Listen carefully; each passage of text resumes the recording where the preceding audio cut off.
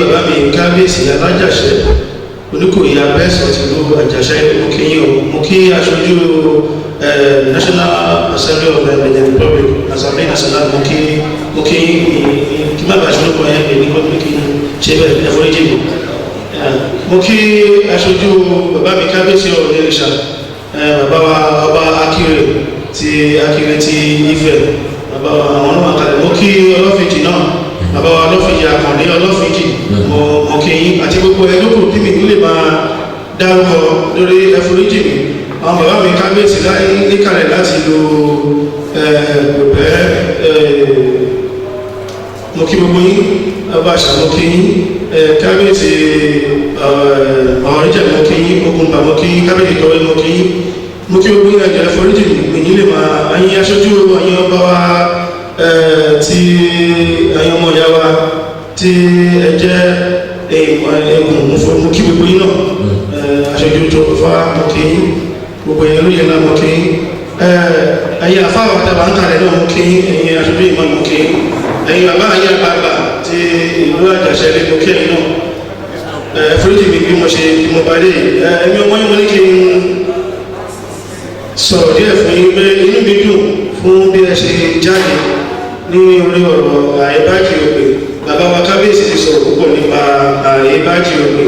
Nǹkan tí mo pè àwọn ẹ̀sọ́ ni wípé Aebajiogbe ó rin ìrìn àjò wá sí ìlú àjàṣẹ́ láti Ilé Ifẹ̀ bàbá Adésọ́ lọ sí Iléṣà, láti Iléṣà wá sí àjàṣẹ́, láti àjàṣẹ́ lọ sí ìlú Farasẹ́mi ni àwa ti rí ní igbó alálẹ̀ lórí tí ó jáde ní èmi àdúgbòlọ́wọ́ Olódùmarè.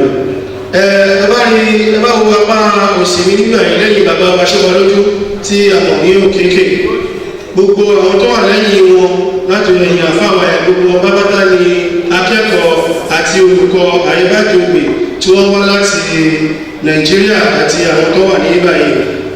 Ẹ̀yìn akẹ́kọ̀ọ́ àti olùkọ́ Aebajiogbe Benin àti Nàìjíríà tó wà mẹ́rin rẹ̀ dìde kí wọ́n rí ilé. Gbogbo àwọn tẹ́lẹ̀ tí wọ́n dìde yìí wọ́n kọ́ ẹ̀kọ́ Aebajiogbe, wọ́n mọ̀ kọ wọ́n mọ̀ ká débi pípọ̀ sí tí wọ́n lè ti kọ́. Ṣẹ́fà lè máa gbé àgbàlagbà ń bẹ nínú wọn, ọmọdé náà ń bẹ nínú wọn. Ẹni tó ń bá dání ẹ̀jọ́ ẹ̀sìn á ọ̀rọ̀ gbogbo ilé tí wọ́n mọ ohun tó ń jẹ́ á.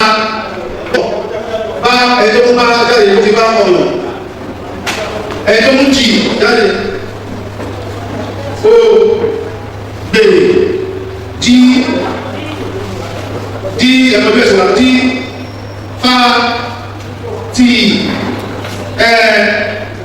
ọ lọ wu hu mi ní i hu re si ṣẹ kí ẹ̀dùnkàrí kí ẹ̀dìdẹ kí ẹ̀dìdẹ bẹ́ẹ̀ wọ́n ẹ̀dìdẹ yíyẹ pẹ́ alifábẹ́ẹ̀tì wa nìyẹn. Ẹ máa kọ́ ní tẹ̀wá. Bí wọ́n ṣe wọ́n wà ní ẹ̀jẹ̀ orí ni fún ṣẹ̀dùn ẹ̀ bá mi kó máìkì.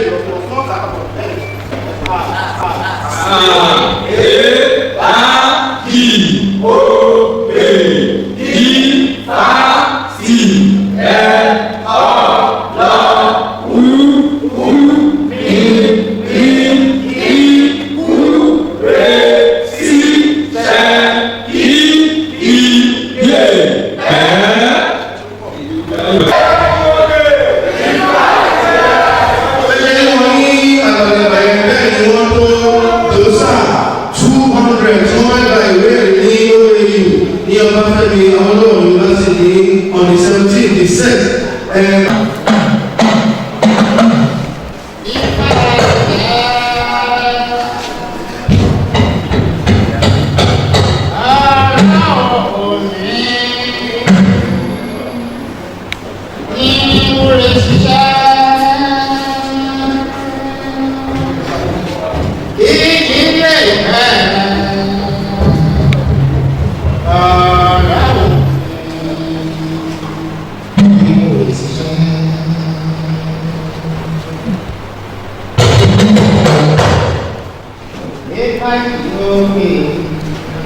nípa tiẹ̀. Nípa tiẹ̀. Ọmọ òní. Ìmúre ṣiṣẹ́.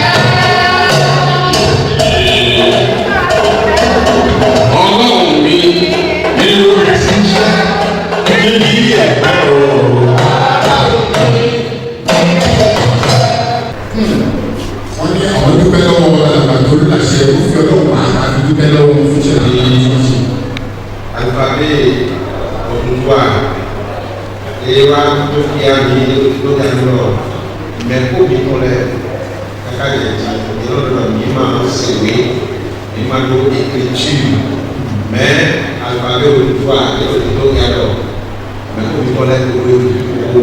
Bẹ́ẹ̀ ni káwọn ọ̀dọ́ wọn ní àwọn fẹ́ wípé àwọn èèyàn wọn sọ pé àbí alùpàgẹ́ tiwantiwa pẹ́pẹ́pẹ́ kò sí. Bísọ̀kì ọmọ ìṣẹ̀lẹ̀ àdúgbò pété alifábẹ́ẹ̀tì ti Oduduwa gangan ni wàá gbé wá ìwádìí ìdùnnú wípé àwọn àgbẹ̀ nǹkan yìí tó sì bẹ̀ tiwantiwa ọlọ́wọ́ kọ́ wa ṣe. Èyí kọ́mọ mi náà mọ̀ lókòlẹ̀ káfíńdì lókòlẹ̀ náà yẹ ká yín lọ mi lọ sùn ní kó yọ wòye kan jẹ kọ́nà yẹ ní kó yọ ní ẹni lọ́dọ̀ ọ̀gá ó ti fẹ́lẹ́ kó yọ kan jẹ kọ́nà yẹ yé báyìí kẹ́kẹ́ àwọ̀ mi lọ ètùtù àwọn mi lọ tó máa lọ kí ẹ sọ fún ọlọ́pàá yìí lọ. Àbí wọ́n ní sábà wò á rí pé àwọn aláwọ̀ funfun wọ́n ti mú ayé mú wípé àlè kankan àmọ́ táwọn àwọn èyí táwọn gbé kalẹ̀ òun náà ní ká máa tẹ̀lé ní sókè ọ̀rọ̀ wọn sọ wípé àwọn dúpẹ́ lórí ọlọ́run pé àwọn náà ti ní tiwa débi pé láìpẹ́ láì jìnnà gbogbo akọ́lá láńdọ́gbé ìgbòho àgbà tí wọ́n wọ̀ pé àwọn náà ní nǹkan ẹ máa kọ́ láti ẹ̀wọ́. Donc, les modifiés, le voilà, le lancement, oui, quand on voit, le lancement, comme l'autre d'accord. L'autre d'accord, les sous, les domaines, quand vous parlez, et moi, il y a un grand moment, mais vous voulez que, il y a un moment, mais il y a un moment, l'autre, il y a un moment, wọ́n ní báyìí àwọn ọmọ wípé ó ti délẹ̀ ti délẹ̀ yìí tó o bẹ́sẹ̀ délẹ̀ yìí àwọn tí màá wọlé gbogbo àwọn táwọn àbí lágbọ́dọ̀ mọ̀ kì í wá ṣe pé lórí báyìí nìkan gbogbo ìlú gbogbo wa pátápátá là ń mọ̀ wípé àwọn náà á mọ̀ kọ á mọ̀ ká ní èdè ti Aebajiogbe àwọn ìbò ní tiwọn Haúsá ní tiwọn Ìgbò ní tiwọn tiwantiwa lélẹ́yìn ọlọ́gbọ̀n àgbègbè ẹ bá mi pàtẹ́wọ́ fún mẹ́wàá. Monsieur le Blanchet, c'est donné que vous faites un conseil municipal pour votre économie dans le monde. Il a nous donné, il a envoyé au Bénin, on a sorti sur les économies. Ẹ bá fún aláṣẹwọ́ wọ́n ní àwọn wà lẹ́yìn nítorí àṣẹ fún nǹkan tí wọ́n gbé wá nítorí àwọn gbọ́dọ̀ ti lẹ́yìn yìí nínú àtìlẹ́yìn yìí tàbá ṣàkíyèsí àrídé àwọn aláṣẹ nílé ìgbìmọ̀ aṣòfin wọn wà bí fún ìlọsíwájú Aebajiogbe náà ni wọ́n ti wà bí wọ́n láwọn ti wà lẹ́yìn títí tí lọ ní Nàìjíríà ní ti kálukú wá fẹ́ gba ìwé ẹ̀rí ẹ bá mi pàtẹ́wọ́ fún wa bravo merci beaucoup. Ẹni yóò kẹ́ Nàìjíríà mìíràn ayọ̀ lọ́wọ́. Ẹ pàtẹ́wọ́ fún wọn wọ́n ti dára sí Nàìjíríà lọ́wọ́ àwọn ọ̀dọ́ èdè wà tó kù àwọn ọ̀dọ́ lọ́wọ́ ẹsẹ̀ púpọ̀ àti bẹ́ẹ̀ lọ́wọ́ yìí. Ẹ pàtẹ́wọ́ fún o. Ẹ pàtẹ́wọ́ fún mi náà ni. Ẹ pàtẹ́wọ́ fún bẹ́ẹ̀ wa. A ti sọ lẹ́ẹ̀kan mi pé àwọn press international press wọ́n wà níjọba àwọn press kan sì wà láti Nàìjíríà ní sókè ní gbólóhùn méjì nǹkan tí ìmẹ́rẹ̀ wa sọ kí sọ ní èdè Gẹ̀ẹ́sì kí gbogbo wọn gbọ́. Our mayor, greeted everybody. He started with a joke that we have been speaking Yoruba since the beginning of this program, but he would like to express himself in language. And he quickly said that this Aebajiogbe alphabet, it is very, very important that we should take it as a very important thing. That we should realize that there are many nations that have their personal alphabet, and these white people, they always make jest of Africans that Africans don't have their alphabet. He said we have gotten our alphabet before the advent of the alphabet of the white people. It is the white people that neglected our alphabet and they brought their own to us. And now that we have discovered our alphabet, that is Aebajiogbe Oduduwa of Yoruba people, that himself and his government, his entourage, is ready to support, the cause of Aebajiogbe anywhere here in Nigeria and in all nations. He now implored everybody, to embrace this alphabet so that development will come up to this land and to Africa as a whole. Can we put our hands together for Mayor? Ẹ ṣe ohun Mayor wa, ẹ ṣe gan-an ní pé nìkó fún Mayor wa, kẹsì kó ọmọ aṣọ ìwá kí wọ́n lè fún.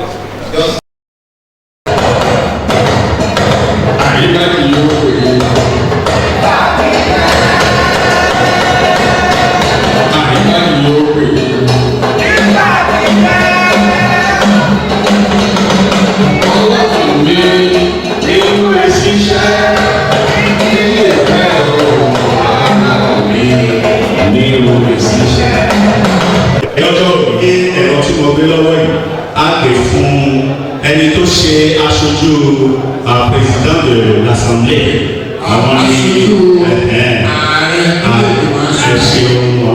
on est directeur adjoint du cabinet, elle va aller ẹ̀rọ ìfún wọn bá wa sọ̀rọ̀.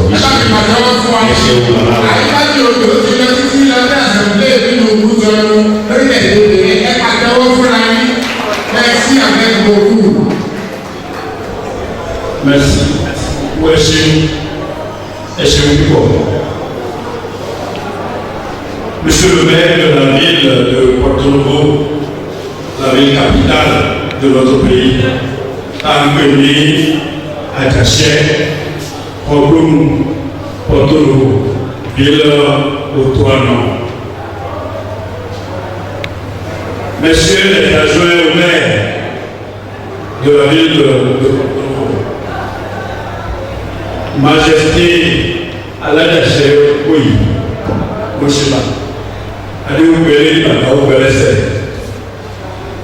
et toutes les majestés être couronnées ici présentes, notamment Milton, Yovogan et toutes les autres majestés venues du plateau, dont j'ai reconnu quelques têtes. Je vous salue avec beaucoup de révérence. Moshiba, Moki, Iti, Obo, et pour les mots. Allez-vous Pàtàkó pẹlẹsẹ mẹsọlẹ kan pé nílùú àdàṣẹ tí a bá fọ ìwà díẹ̀ á fọ ẹkùn díẹ̀ tó bá yà fi èyíwó sí mẹ́tẹ̀ẹ̀ta máa ń pọ̀ òun là ń pè ní àdàṣẹ òun là ń pè ní fọkúnù òun là ń pè ní Porto-Novo.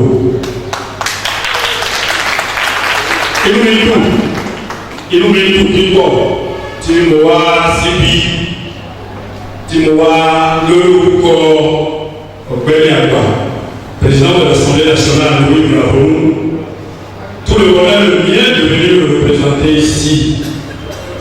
Je voudrais corriger la bonne chose. Je voudrais saluer avec beaucoup de respect et de révérence Mr. Okeke, Chief Sovalutu, Mokéyi Gbogbo akitiyan ní ọ̀nà ìdàgbàsókè ìlú Àjàṣẹ́, ní ọ̀nà ìdàgbàsókè ìran Yorùbá, ní ọ̀nà ìdàgbàsókè ìlú Benin. Je voudrais vous saluer avec beaucoup de respect et beaucoup de considération.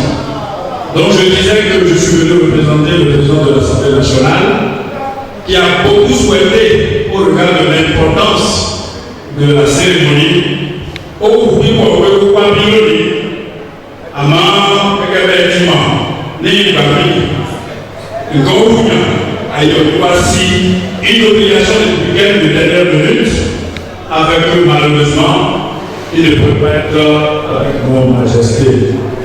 Il m'a délégué de venir le représenter ici et je suis très heureux d'être avec vous. Nous ne pouvons pas, tu vois, civil. Nous ne pouvons pas dans le civil, que nous devons, on bibi, nous parlons de l'Ina. Nous devons gagner, on va piquer, et il y a que nous devons nous. Mesdames et messieurs, on a tellement parlé de la langue d'autrui et d'aider la masse à faux, alphabet dans un demi, on la masse à l'eau, au point que ça nous déracine. Or, tout arbre sans racine ne peut prospérer. Beaucoup qui sont bannis racines, tant que l'hier, c'est bien. Beaucoup qui sont bannis,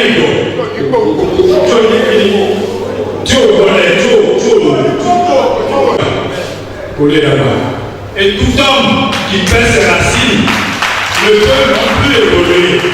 Et tout peuple et toute communauté qui perd ses racines ne peut non plus prospérer. Il peut nous donner un peu à y coller le coup pour le camarade à son tour. Il peut nous donner un peu à y coller le coup dans le pays.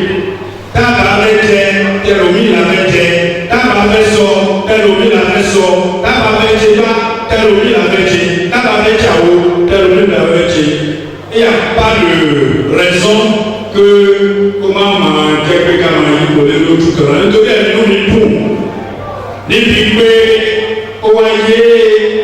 oye wasitier, ti ma ita de te décoyer alphabet au pouvoir. Te décoyer mon collègue mon mambola, mon copain pour le Canada. Tu me dis, je voudrais vous saluer, mon frère, pour avoir compris. Et j'espère que nous aussi, nous comprendrons, et comme l'a dit le maire, Awana Wako, que d'oriver quand Wani.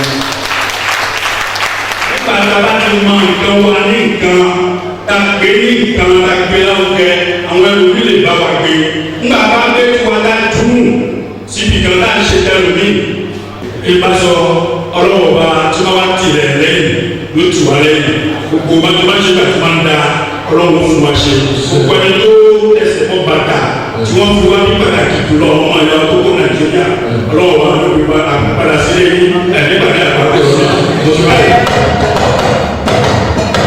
àyíká kì yóò pè é. àyíká kì yóò pè é.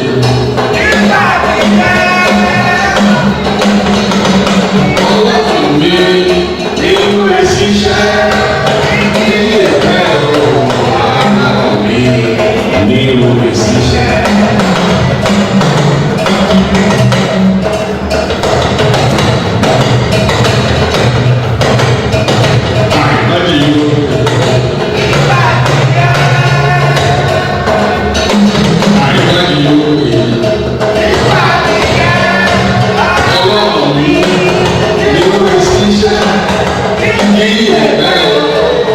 Yeah.